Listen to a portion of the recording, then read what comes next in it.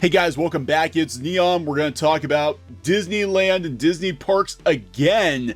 Yeah, I know you guys are probably getting tired of hearing about this, but there's so much news out there over the last few weeks regarding the state of the Disney parks, the state of Galaxy's Edge.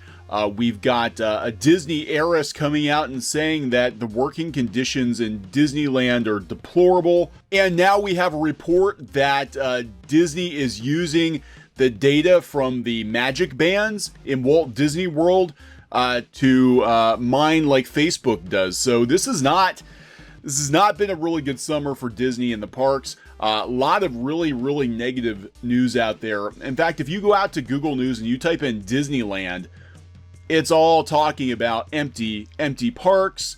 It's talking about working conditions. Abigail Disney coming out and blasting Disney for the working conditions, which we'll talk a little bit about in this video. Talking about the fist fight in Toontown, the rumble in Toontown, talking about how Disneyland and Universal, how the bookings are down this summer, and then this little nugget that Disney is using MagicBands to spy on guests. So if you haven't done so already, please subscribe to the channel for more pop culture news, views, rants. We talk about animation, we talk about movies, video games, and we really appreciate the support. You guys have been awesome this month. Thank you so much. We actually had our best month ever in June, and we look forward to bringing you more content. So first, before we talk about Abigail Disney, we're going to talk about Disney using MagicBands to spy on guests. This is coming from the New York Post. If you've been to Walt Disney World, now they do not use them yet in Disneyland, so I don't know why they put a picture of Disneyland here, but if you've been to Walt Disney World in the last 4 or 5 years, they have these things called MagicBands, which are basically RFID chips that act as your ticket to the park. They can take care of transactions if you want to buy souvenirs. They unlock your hotel door, and they know exactly where you are all the time, pretty much. So that's how that works. So the happiest place on earth is also one of the most surveyed, with Disney honchos using the park's wearable MagicBands and smartphone apps to reportedly spy on guests and collect data on not just their buying habits, but also what rides their kids like and who their favorite characters are. This is true. The MagicBands do collect all that data. The unfettered access to customer data has led to a major boom in operating profits, according to Bloomberg, which reports an 18% jump last year to $4.5 billion. Disney has been able to use the info it collects on park guests to study how they operate and find logistic solutions, not just in Disneyland, but Disney World as well. Bloomberg says they do not have MagicBands in Disneyland, only Disney World. So I don't know why, again, I think they're bringing Disneyland up because Disneyland is a key word right now because of all the bad news surrounding the low attendance with Abigail Disney and with the fight. But Disneyland does not use MagicBands. They still use old school tickets, just to clarify. The move, when done by tech companies such as Facebook, has been blasted by many in the past, but Disney hasn't gotten the same treatment.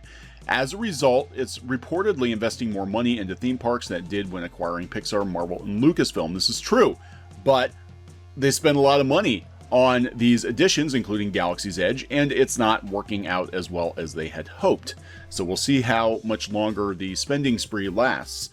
The company recently rolled out a new virtual reservation system at Disneyland, which has led to reduced wait times and less overcrowding. According to Bloomberg, its MagicBand system brought down transaction times by 30%, while also boosting park capacity. Again, we have to be talking about Walt Disney World. They're conflating, and people do this all the time, especially if you don't go to the parks.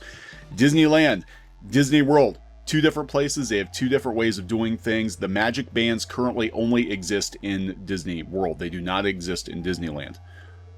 However, I have heard that they are coming.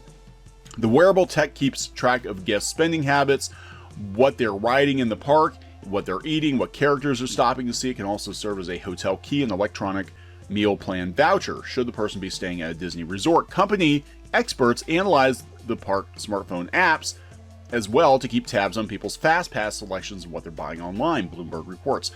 This is true. Even in Disneyland, they do have, they're very app centered at Disney. If you do not have a cell phone, going to any Disney park at this point in time, this point in history, can be very, very challenging because so much is done through phone apps right now. It wasn't always this way, writes Bloomberg. Just a decade ago, Disney relied on paper tickets and old school turnstiles, and for the most part, didn't know that much more about resort customers than those who came to the park's opening 64 years ago. Finally recognizing the growth of social media and mobile phones late last decade, the company embarked on a billion-dollar digital transformation of Disney World, yes, only Disney World, with the Magic Band, a gizmo that can hold your place in line, make payments, and unlock a hotel room door. Back in 2013, Disney chief executive Bob Iger butted heads with Senator Ed Markey, who recently introduced legislation to protect online personal information over whether the Magic Band system would be unethical. Markey, then a congressman, reportedly argued that it would be used to keep tabs on children's whereabouts and their personal interests.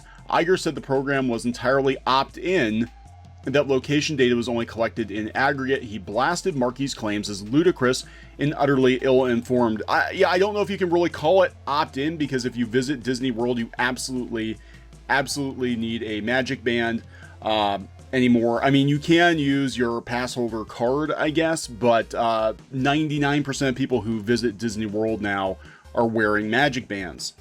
Disney's record and commitment to children's safety and security and the protection of their privacy is exemplary, Iger told the lawmaker in a letter. People around the world trust Disney and its products. We were offended by the ludicrous and utterly ill-informed assertion that we would in any way haphazardly or recklessly introduce a program that manipulates children or wantonly puts their safety at risk. So here in 2015, there was an article in Wired that said the Magic Band was designed to anticipate your desire. It makes exactly the type of thing Apple, Facebook, and Google are trying to build, except Disney World isn't just an app or phone, it's both, wrapped in an idealized vision of life that's as safely self-contained as a snow globe. So, this is making the rounds now. And this is not really a good look for Disney. And what do they use as the picture? Galaxy's Edge. So they're talking about, making surveillance palatable and profitable. Again, they're talking about Disneyland. Disneyland does not use the Magic Bands. They don't use Magic Bands. So I don't know why they're conflating Disneyland again, unless, of course, like I said before, it's because there's so much bad news about Disneyland right now that they're making sure to put Disneyland in the headline in the keywords. But to be clear, currently Disneyland does not use Magic Bands, but they do use the app. So other bad news for Disney.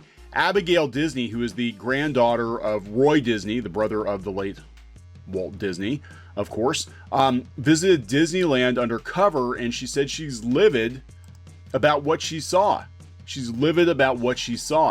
Disneyland calls itself the happiest place on earth, but family heiress Abigail Disney said she found workers struggling when she recently visited the park undercover. This is like Undercover Boss, right? In an interview with Yahoo, Abigail Disney said she decided to check out Disneyland's worker conditions after a worker sent her a Facebook message. She said every employee delivered a similar message to her. I don't know how I can maintain this face of joy and warmth when I have to go home and forage for food in other people's garbage. What? Wow. After the visit, she said she was so livid that the company didn't respect its workers enough. Yet Disney has been at the center of some, particularly Disneyland, being in Anaheim, being in the LA area. They have been involved in several labor disputes, highly publicized. Disneyland, it's very hard for most people who work there, at least working just as a general cast member, to actually make a living in that area. California is crazy expensive. LA is crazy expensive. So I don't think everybody was telling her that they're foraging in the garbage, but I can imagine it's very, very hard for a lot of these people. So she said she's a filmmaker and activist. She said that Disney CEO Bob Iger needs to fix the huge wage gap between his pay and that of an average worker at the company. Yeah, Bob Iger is one of, if not the highest paid CEOs in the world, I believe. Bob needs to understand that he's an employee just the same as the people scrubbing gum off the sidewalk, and they're entitled to the same dignity and human rights that he is, Abigail says. She said she emailed Iger about her concerns recently, but received no response. So, you know, I believe she's been kind of a pain in Bob Iger's side for quite some time. But that's kind of telling too, isn't it? That, you know, a living Disney, a Disney heiress is writing Disney CEO Bob Iger about her concerns, and she's not getting a reply from the Disney CEO. So you're a great CEO by any measure, perhaps even the greatest CEO in the country right now, she wrote Iger. You know, your legacy is that you're a great manager, and if I were you, I would want something better than that. I would want to be known as the guy who led to a better place, because that is what you have the power to do. Iger earned $66 million last year. The median salary of a Disney employee is $46,000, the company reported. Now, that is across the board. That's not for the workers in the parks. People are like, oh, well, that's pretty good to work in a theme park. No, the workers in the park are making significantly less than that. We're talking, you know, we're rolling everybody in, even, you know, the white collar workers and all of that. So you've got some very, very, very well paid Disney employees, and you've got some very, very, very poorly paid Disney employees. In a statement to CNN Business, the company responded to Abigail Disney's criticism by pointing out it pays workers above federal minimum wage, with a starting hourly wage of $15 at California's Disneyland. This is a pretty recent development, actually. They had to fight to get that. The company has committed $150 million to its Disney Aspire program that pays for workers to earn a college, high school, or vocational degree. So, of course, Disney is denying it. They're saying, hey, we're fine. But Abigail Disney has frequently spoken out about Iger's salary. This is true. We're like, isn't this old news? That Abigail Disney is speaking out. She was, just a couple months ago, she tweeted, by any objective measure, a pay ratio over 1,000 is insane. She also disclosed that she owned a few Disney shares, but does not have any say over company operations. In May, she addressed Congress on Capitol Hill. She said, we need to change the way we understand and practice capitalism. You know, this is what's so kind of ironic, I guess, about all of this. We have a Disney heiress, right?